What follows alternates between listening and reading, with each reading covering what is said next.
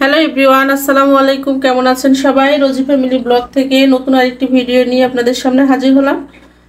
অনেক সময় কিন্তু সব সময় সিমের তরকারি ভালো লাগে না, একটু বিচিওয়ালা সিম ভর্তা করলে ভালো লাগে, কিন্তু এখন তো আর ওটা পাওয়া যাচ্ছে না। এই জন্য এই সিমগুলো যে আলু দিয়ে ভর্তা করব, একটু স্পেশাল করেই ভর্তা করব আর কি। তো এটা আগে সিদ্ধ করে নেব। তার জন্য এই যে সিম দিয়েছি, আলু দিয়েছি, নতুন আলু, আর দিয়ে দিয়েছি এই যে চিংড়ি মাছ।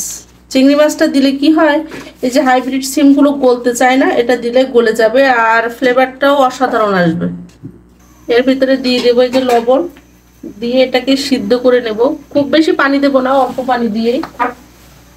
আর এর ভিতরে দিয়ে দেবো এই যে কাঁচামরিচ। শুকনা মরিচ দিয়ে ভর্তা করলে ভালো লাগে, কিন্তু মিমের বাবা একদমই পছন্দ করে না, এই জন্য কাঁচামরিচ দিয়ে করবো। তো এটা সিদ্ধ করতে দিয়ে দিলাম। যে এটার ভিতরে দিয়ে দেবো অল্প পানি, খুব বেশি পানি দিব না, ঢেকে দিলে এটা এমনিতেই হয়ে যাবে। একদম ই করে নেবো আর কি।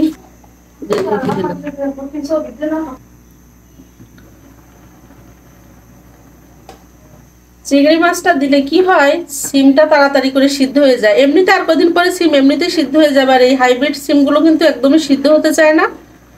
তো এই জন্যই চিংড়ি মাছটা দেওয়ার, একটা চিংড়ি মাছটা দিলে আলাদা একটা ফ্লেভার আসে, আর ভর্তাটার স্বাদটা কিন্তু দ্বিগুণ হয়ে যায়। অলরেডি কিন্তু আলু সিম গলে গিয়েছে, তো এটা একদম পানি শুকানো পর্যন্ত আমি অপেক্ষা করব। এই যে সিদ্ধ কিন্তু হয়ে গেছে একদম। এখন এটা পাটায় পিষে হোক, ঠান্ডা হলে হাত দিয়ে চটকিয়ে ভর্তা করলে সবচেয়ে বেশি ভালো লাগবে। এর ভিতরে শুধু দিয়ে দেব কাঁচা পেঁয়াজ আর কাঁচা মরিচ, তো দিয়ে দিয়েছি এর সাথে, আর লবণও দিয়ে দিয়েছি, লাগলে লবণ একটু দেবো, আর ধনিয়া পাতা দিয়ে সরিষার তেল দিয়ে মাখিয়ে নেব।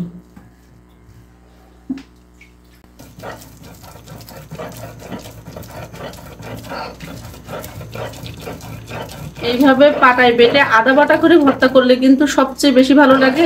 এতটুকু করে রেখে দিব, দিয়ে তারপরে সরিষার তেল দিয়ে মাখিয়ে নিলেই হয়ে যাবে পেঁয়াজ দিয়ে। বাস, এই যে দেখতেই পাচ্ছেন কি সুন্দর হয়েছে কালারটা।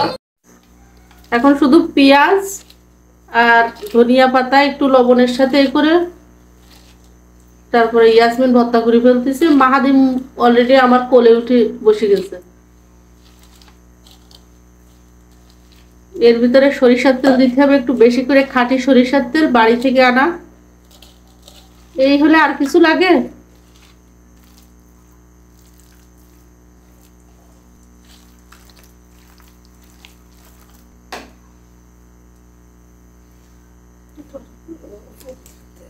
ইয়াসমিন একেবারে বোতল শুদ্ধ নিয়ে চলে আসছে সরিষার তেল বেশি করে দেন।